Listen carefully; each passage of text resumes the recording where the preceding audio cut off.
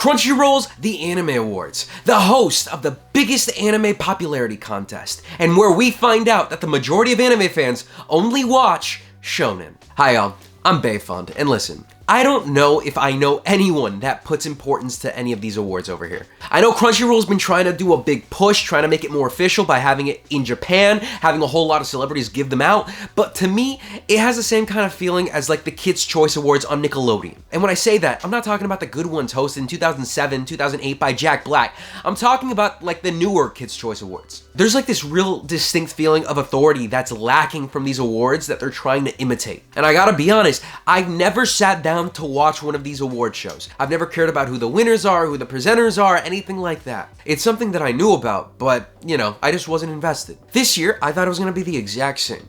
But I happened to get sick with the big C. So, in my self-imposed isolation, I just happened to find the winners. And the results are a mix of surprising and, yeah, just as I expected. But before anything, there's like two standout things that I wanted to talk about. Two things that really are really cool that came out of this. The first thing being Megan Thee Stallion's Bruno Bucciarati. Because goddamn! The way that she is doing justice for the entire JoJo community is insane right now. I mean, this is one of those series that she has constantly shown her fondness for. And I mean, big respect. This is one of the nicest fits that I've seen in an award show, just period. She killed it out there. That's just amazing. And the second thing being, Academy Award-winning Bong Joon-ho, the director of Parasite himself, is saying that he's working on an anime, which is very, very, very big. There's not too many directors out there that are willing to work on anime. There was the Wachowskis with the Animatrix, but that was like 20 years ago. I think the most recent really big name in Hollywood that worked on an anime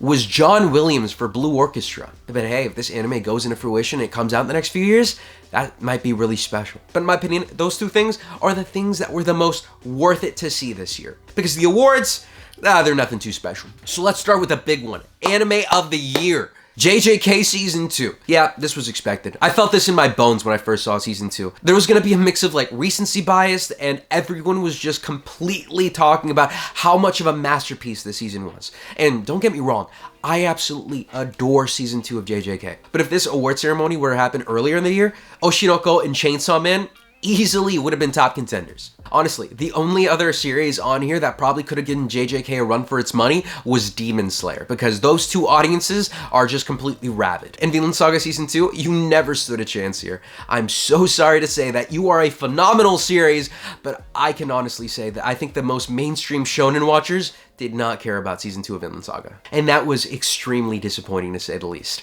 Then we can move on to Best Original Anime with Buddy Daddies winning. Okay, I see that. There was a lot of buzz when this series was coming on. In my opinion, I was actually expecting it to be Gundam to win this one. I felt like Witch from Mercury would have had a lot more of the hype coming into this. But then again, it's Gundam, and it probably gets confused with the entire like narrative of having to watch all the rest of Gundam before you get into like the newer stuff. So you know, maybe that's where it got lost a little bit. Now next up here, Best Character Design. JJK Season 2? What? I don't know if I can say that it was like a revolutionary character design in Season 2 of JJK. I can't even say that it was like amazing, that it really stood out to me. I mean, it just kind of looked more like the normal character designs. This is where you can really see that people are just voting for their favorite shows, and they're not really voting for the merits of a series. If you want to look at an anime that tried something different this year, look at Trigun Stampede. 3D animation, and from the looks of it, it wasn't that bad. I know I say not bad while it's nominated for an award, but it's just because 3D is not my style, but it's just something where they definitely went out of their way to do something different. And personally, I think that every other series here had much more interesting character designs than JJK did. Oshinoko put so much emphasis on the importance of a character's eyes, and Chainsaw Man felt like it was doing so much stuff and it was taking it to the next level cinematically that was just amazing too. So this award definitely, I don't feel like it was too deserved. Best animation, of course, Demon Slayer. This entire discourse about Demon Slayer having amazing animation's been going on for years, ever since like the first season was coming out. You can't deny that it's a gorgeous show. Very fluid, these fighting sequences are amazing. If you tell me that I have to give one compliment to Demon Slayer,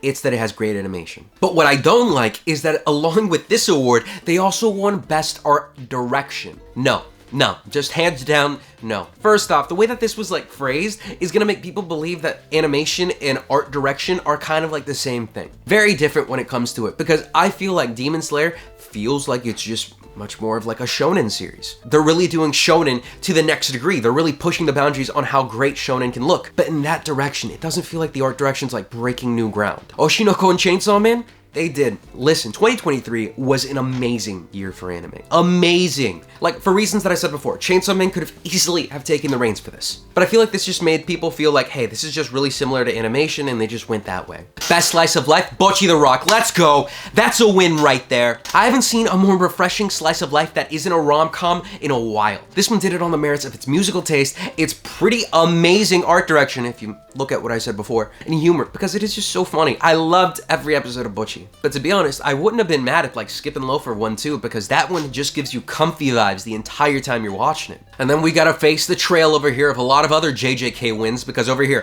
JJK, JJK, JJK, JJK, winning all of these awards. When it comes to cinematography and director, I mean, how can you really judge that? I feel like a lot of the normal anime fans aren't really gonna say, hey, the shot composition in this one was absolutely extraordinary. I wonder what kind of like tight framing and what kind of like angles they used here. I don't think that they really put that in perspective. They just saw JJK was an option and selected that. Yeah, for director, it feels like there might have been more knowledge there, because every few episodes, it felt like someone else was dropping off from the series and saying, hey, it's hell working here, but I did my absolute best. So giving credit to the episode directors there does make sense. But then best ED and best OP, oh, that stings a little bit right here, because in both of these lists, you've got Oshinoko here with Idol and Mephisto. Oh my god, you're trying to break my heart over here. But for the EDs, one that I knew was definitely not gonna win was gonna be the one that they put in for Chainsaw Man, because they picked the best ED out of the entire bunch. That was the best one. They had 13 options and they selected the best one. That never happens in an award show like this. That ED is so good that even Fujimoto loved it so much that he included another one of their songs in a newer issue of Chainsaw Man Part 2. He had a chance to succeed, but it was just snuffed out. At least to me, it's gonna stay as my favorite ED of the year, because hands down, it was the most exciting, it matched the series perfectly, and I just miss it. I wanna hear it again. And now, for an award that hurt me. Best Romance, Horimiya, The Missing Pieces. And let me get this straight for a second here. Horimiya is a fantastic series. The manga is stellar. I recommend it to everyone. Season 1 of this is also an anime that is very special. Even though it was shortened quite a bit, it was a solid romance. And what this season tries to do is it tries to fill in all those missing links. Tries to give you a lot more of those things that it didn't have time for in season 1. But here's the thing. That's a supplementary season. You shouldn't add this to season 1. You should take it for what it's worth on its own. And it's solid, but it is not the best romance of the year. And it is criminal that Crunchyroll made this award without ever including The Dangers in Your Heart, because that is the clearest winner that I have ever seen. And it is an atrocious crime that it was not included. What the hell are you doing, Crunchyroll? I would have thought better of you guys. And at first I was like, oh, I get it. Crunchyroll's only using anime that's on Crunchyroll. But then you think in the back of your head, but Oshinoko's here. You go, okay, maybe they were just doing that for like the bigger titles and stuff like that. So why can't they do it for like The Dangers in Your Heart? Oshinoko's here. I don't know what made them forget about it, but I would say that if you haven't already seen The Dangers in Your Heart, you need to. And once you do, you'll realize why it should have won that category. Get back to me on that, okay? This next one's pretty interesting. Best Continuing Series, One Piece. Okay, I get it. One Piece is probably the biggest series of all time. Yeah, so that makes sense. But here's the thing. Attack on Titan is on here. And it ended this year. So there's not gonna be any more like hubbub for this. This is it. But then again, if I'm not mistaken, Attack on Titan won a lot last year. So, hey, I'm not gonna go all too in depth with it. Best film over here, we have Suzume. Interesting, actually. The other contenders were The First Slam Dunk, which I've heard is absolutely phenomenal. Blue Giant, Kaguya-sama. This makes me remember that I drove all the way to another city to see Kaguya-sama just for me to walk out that theater and say, it was really good, but it wasn't on par with the rest of the series. I still need the next few seasons though. But I'm surprised that The Boy and the Heron isn't on the list. You know, it's Ghibli. I thought it was gonna be a much bigger contender when it comes to this. And hey, over here, even though it didn't win Best Opening, Oshinoko's Idol won Best Song. Hey, deservedly so, okay? Best Main Character over here? Oh, an upset. Monkey D. Luffy. Okay, definitely was not expecting that. My personal choice would have been deciding whether I should have put Thorfinn or Eren.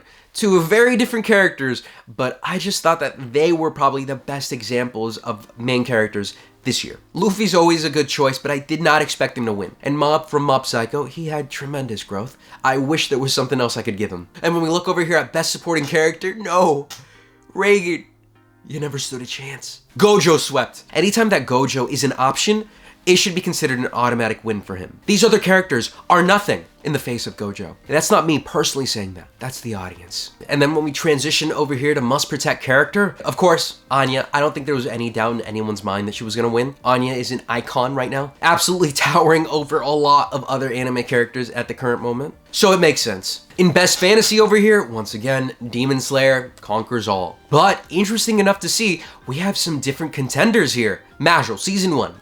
The parody to Harry Potter. You know, this is probably the best category that it could have been nominated for. Love to see it as an option. And over here, surprisingly enough, we've got Mushoku Tensei. Yeah, I don't think there was a lot of people that voted for that one, even though I love Mushoku Tensei. It's a great series. I don't think the wide crowd of anime fans is gonna enjoy the main character talking about a dysfunction that they might have. You know, it's definitely not for everybody. You know, with this category being called Best Fantasy, I was expecting a lot more isekai in here. And when we look over here at the Best Japanese Voice Actor, Gojo, of course. Oh my god, I shouldn't have even thought any other name could have won. Okay, that's a little disappointing. I thought Yuki Kaji, Eren Yeager's voice actor, did phenomenal work, and I'd probably place him a little bit higher up. But you know, you can't compete with JJK Fever. And I think that pretty much wraps up all of the awards that I wanted to talk about. I know there's a ton more when it comes to like foreign voice actors, but I mean, I honestly have no idea how any of them would have sounded like, even the English ones. No clue whatsoever. And I think this entire award show really goes to show you that it's not really merit-based, it's just really what's popular at that current moment. Is the timing just right? Because hell, if they put JJK in Best Slice of Life, it would have taken that hands down. But hey, like I said previously, who really cared? It's not like it's gonna change your life in any way whatsoever. But what did you guys think about this entire awards ceremony? Were the winners exactly who you wanted them to be, or were you disgraced at every single turn? Please, let me know down in the comments below. And as always, I was Bayfond, and I'll see you guys next time. Peace.